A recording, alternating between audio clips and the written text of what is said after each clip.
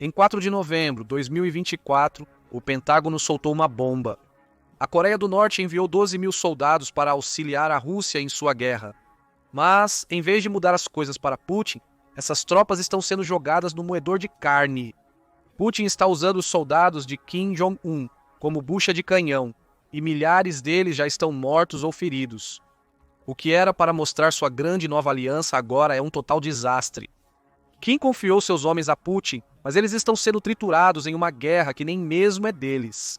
Então, por que Kim está deixando isso acontecer? E o que isso significa para a parceria deles? Analisemos a situação iniciando pelo que de fato ocorre com as tropas norte-coreanas. Em agosto de 2024, a Ucrânia criou seu próprio ponto de virada na guerra. Por 2 anos e meio, defendeu seu território dos avanços de Putin, mas em agosto, ela avançou para a Rússia ao lançar uma contra-invasão que a ajudou a capturar cerca de 450 milhas quadradas de território no Oblast de Kursk. O lance foi uma enorme humilhação para Putin. As façanhas da Ucrânia em Kursk marcaram a primeira invasão da Rússia em seu território desde a Segunda Guerra Mundial, mostrando que a Ucrânia era capaz de partir para a ofensiva contra os russos. Mas essa invasão também foi um gatilho. No final de junho de 2024, Putin e Kim Jong-un se encontraram em Pyongyang, na primeira visita do líder russo à Coreia do Norte desde 2000.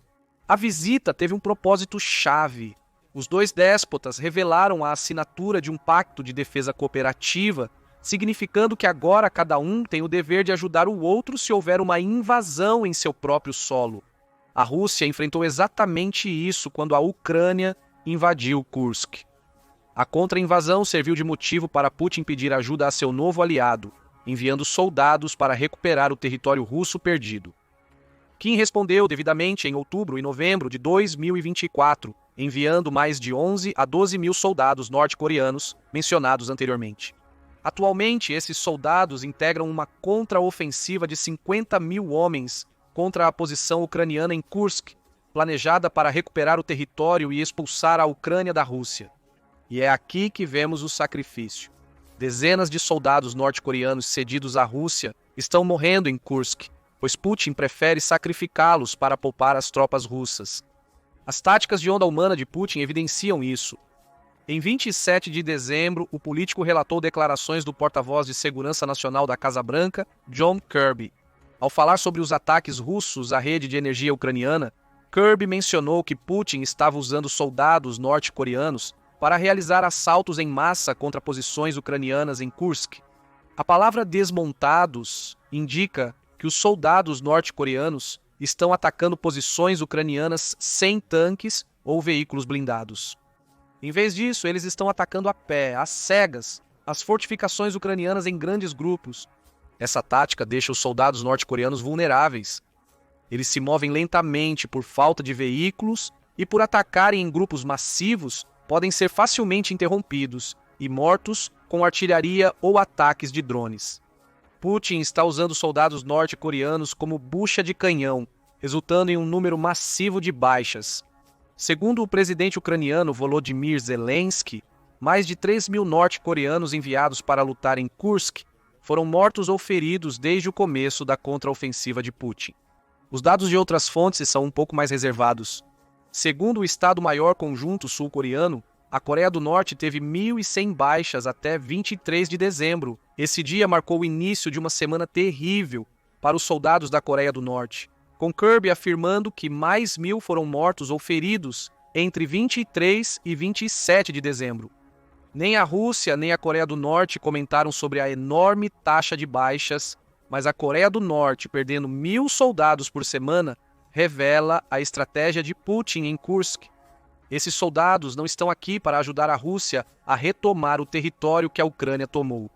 Eles são sacrifícios, corpos jogados no moedor de carne, existindo para absorver a munição ucraniana para que as tropas russas possam seguir e derrotar as forças ucranianas exaustas. Os soldados norte-coreanos são descartáveis para Putin.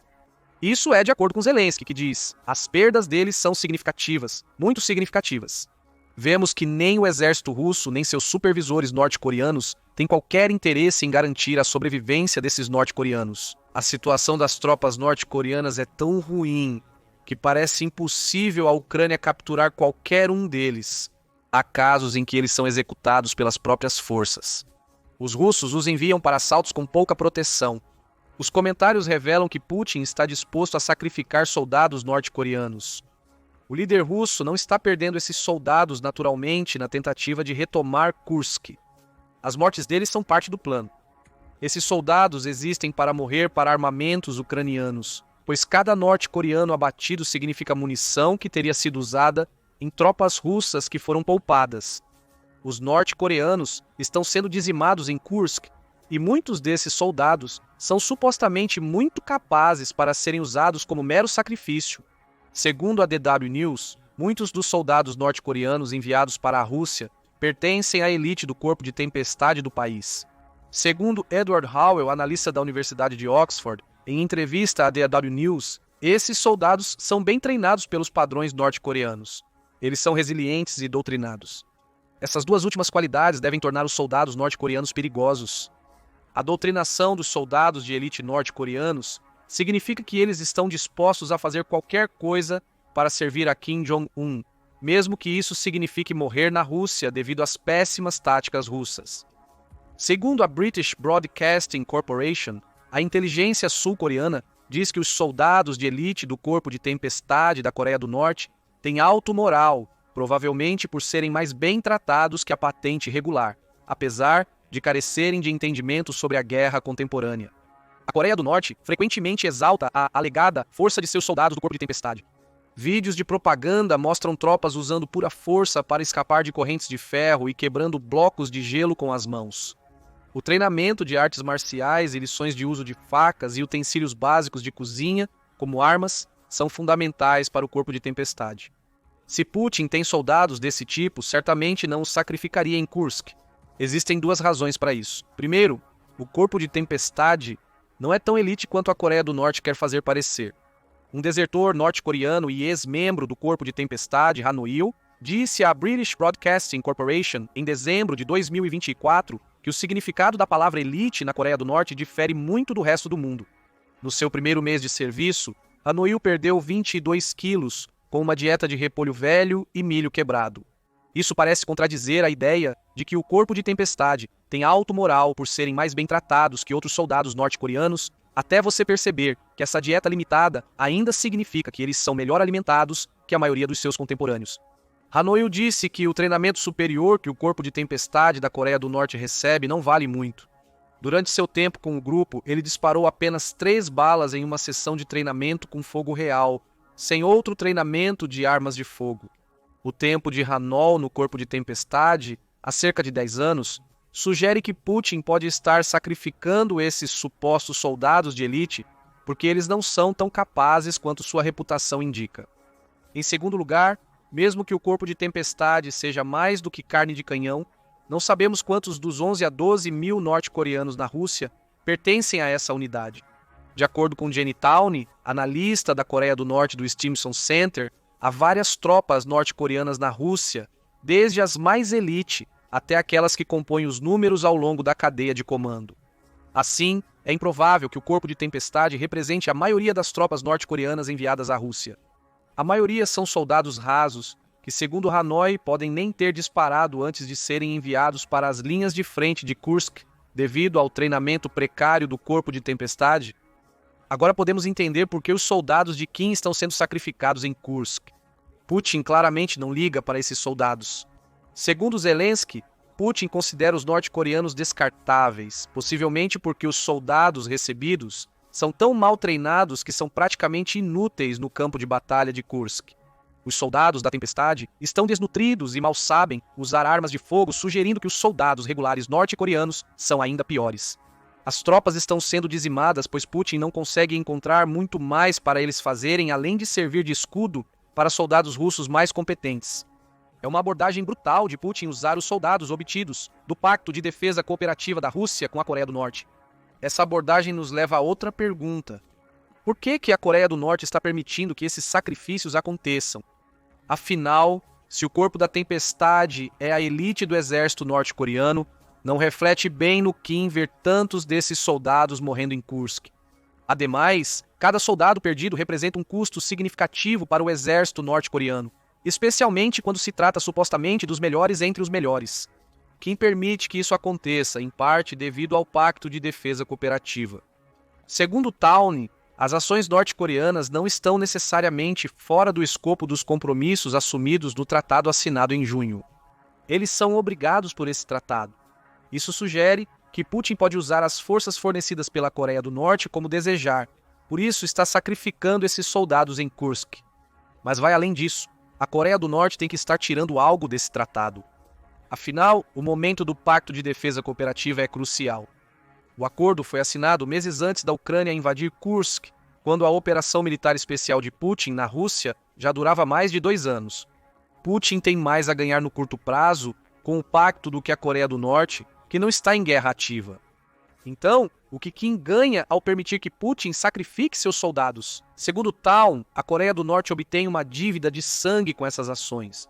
Quanto mais a Rússia deve à Coreia do Norte, especialmente em termos de sangue derramado no campo de batalha, mais a Coreia do Norte pode obter da Rússia em apoio econômico e cooperação militar. Já existem casos de Putin começando a pagar essa dívida de sangue. Tal indica que jatos russos chegaram na Coreia do Norte, permitindo que Kim atualize sua força aérea obsoleta. Ela também especula que a Coreia do Norte poderia ter acesso a tecnologia militar mais sensível, como segredos nucleares, em troca de permitir que Putin sacrifique suas tropas. Além desses pagamentos a curto prazo da dívida de sangue da Rússia, enviar soldados para a Rússia significa que a Coreia do Norte ganha muito dinheiro. Segundo o The Independent, em novembro de 2024, a Rússia pode estar pagando até $2.000 mensais para cada soldado norte-coreano destacado em Kursk. Multiplique isso por 12 mil soldados e você terá $24 milhões mensais. No entanto, a maior parte desse dinheiro nunca chegará nas contas bancárias dos soldados norte-coreanos em Kursk, não alcançará suas famílias. Cerca de 95% do dinheiro que a Rússia paga a esses soldados vai para o Estado norte-coreano. Em suma, Kim pode lucrar $22,8 milhões, deixando Putin sacrificar muitos soldados norte-coreanos em Kursk. Assim, Kim obtém benefícios ao enviar soldados para a Rússia. Em suma, Kim pode ganhar milhões de dólares, permitindo que Putin sacrifique muitos soldados norte-coreanos em Kursk. Kim obtém benefícios ao enviar soldados para a Rússia. Ele ganha influência sobre Putin, que pode usar para obter equipamento militar e segredos mencionados. Além disso, ao claro incentivo financeiro. Se os números de 12 mil tropas e $2.000 por mês estiverem corretos, a Coreia do Norte pode receber mais de $273 milhões anualmente devido ao uso de soldados norte-coreanos por Putin. Isso supondo que os soldados durem 12 meses. Eles não vão, e muitos nem chegaram aos 2 meses. Mas esse incentivo financeiro pode levar Kim a enviar mais soldados para a Rússia, sem se preocupar com o que possa acontecer com eles, pois está sendo pago indiretamente através de seus salários. Ademais, enviar mais soldados futuramente significa que ele aumenta sua influência. Situação vantajosa para o líder norte-coreano, e se torna um ganha-ganha-ganha quando você considera a questão mencionada anteriormente, a tecnologia nuclear. Não é segredo que Kim quer transformar a Coreia do Norte em um estado nuclear. O programa nuclear do país iniciou nos anos 1950, com expansão após o fim da União Soviética. Desde os anos 1990, a Coreia do Norte vem secretamente buscando o enriquecimento de urânio, e nos anos 2000 tentando construir uma arma nuclear, primeiro sob Kim Jong-il e agora sob Kim Jong-un. Não tem sido especialmente bem sucedido. Contudo, a Coreia do Norte testou alguns dispositivos nucleares. O teste mais recente ocorreu em 2017, quando detonou uma bomba nuclear em Punggye-ri. Essa bomba tinha um rendimento entre 100 e 370 quilotons, sendo cerca de 6 vezes mais potente que a Little Boy lançada pelos Estados Unidos da América em Hiroshima em 1945, e aparentemente era um dispositivo termonuclear. Porém, pouco ocorreu no programa nuclear norte-coreano desde então. Ele fechou Punggye-ri em 2018 porque o teste de 2017 verificou as capacidades nucleares do país. Kim também prometeu que a Coreia do Norte destruiria todas as suas instalações de enriquecimento de material nuclear naquele ano, mas é discutível se isso de fato ocorreu. A British Broadcasting Corporation diz que a Agência Internacional de Energia Atômica, que é a Agência de Energia Atômica das Nações Unidas, não teve acesso a nenhuma dessas instalações desde 2009. Segundo a Agência Internacional de Energia Atômica, imagens de satélite indicam que a Coreia do Norte reiniciou ao menos um reator usado anteriormente para produzir plutônio para armas. Parece que Kim ainda tem ambições nucleares, e isso lança o Pacto de Defesa Cooperativa da Coreia do Norte com a Rússia em uma nova luz. Em entrevista à DW News, Edward Howell afirma que Kim Jong-un almeja tecnologia avançada de mísseis e militar. Sabíamos disso mesmo antes do relacionamento com a Rússia se intensificar. O principal objetivo de Kim pode ser aprimorar as capacidades nucleares da Coreia do Norte. Afinal, a Rússia sabe construir armas nucleares. Ela tem milhares delas guardadas. Kim pode permitir que Putin sacrifique seus soldados em Kursk, mesmo que a dizimação dessas tropas faça o exército norte-coreano parecer ruim. Talvez ele acredite que poderia ter acesso aos tipos de armas que sempre desejou.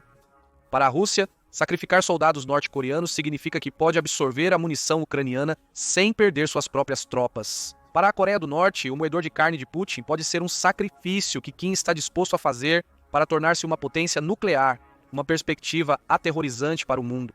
Apesar de suas frequentes ameaças nucleares, Putin parece reconhecer que o lançamento de um míssil nuclear pela Rússia resultaria em retaliações e possível aniquilação global. Putin pode ser de certa forma controlado porque ele entende essas consequências. O mesmo pode ser dito de um ideólogo como Kim Jong-un, tão anti-ocidente que pode ver como motivo de orgulho atacar com armas nucleares? É difícil afirmar, mas é provável que Kim esteja satisfeito em deixar Putin sacrificar soldados norte-coreanos se isso o aproximar de obter armas nucleares. De acordo com Howell, é improvável que o líder norte-coreano retire suas tropas de Kursk. Kim Jong-un deseja que a Coreia do Norte seja reconhecida como um estado nuclear de fato, afirma Howell à DW News. Uma forma de fazer isso é mostrar seu total comprometimento com a guerra russa contra a Ucrânia, não só enviando mísseis balísticos e projéteis de artilharia, mas principalmente mão de obra. É provável que ele continue fazendo isso. Ajuda que o Estado norte-coreano receberá cerca de 90% a 95% dos dólares 2.000 mensais pagos a cada soldado que envia. Resta-nos uma pergunta final. Putin continuará a sacrificar norte-coreanos em Kursk? A resposta simples parece ser sim. Ele não tem motivo para não fazer isso. Kim Jong-un não vai impedi-lo, pois a Coreia do Norte ganha mais influência a cada soldado perdido dentro da Rússia. Pode usar essa influência para obter novas armas, mais dinheiro e, se tudo correr conforme os planos de Kim, armas nucleares. Para Putin, usar soldados não russos como bucha de canhão pode parecer uma troca justa se isso permitir expulsar a Ucrânia de Kursk. O presidente da Rússia reforça sua imagem de líder forte perante os russos, ampliando seu poder interno no país. O desafio de Putin é que, ao sacrificar soldados norte-coreanos, ele acumula uma dívida que talvez não queira pagar. A Coreia do Norte é um aliado útil no momento, porém é uma nação isolada e praticamente um pária global. Putin estar em dívida com a Coreia do Norte o faz parecer fraco no cenário geopolítico global. O sacrifício dos soldados de Kim por Putin pode colocá-lo diretamente nas mãos de um ditador ainda mais perigoso ideologicamente do que o próprio líder russo. O custo desse sacrifício será muito alto para Putin pagar? Deixe-nos saber o que você pensa de uma maneira ou de outra nos comentários abaixo. Quantos soldados norte-coreanos você acha que acabarão morrendo em Kursk? Kim Jong-un continuará enviando soldados para a Rússia se isso significar mais influência sobre Putin? Conte-nos sua opinião e agradecemos por assistir ao vídeo.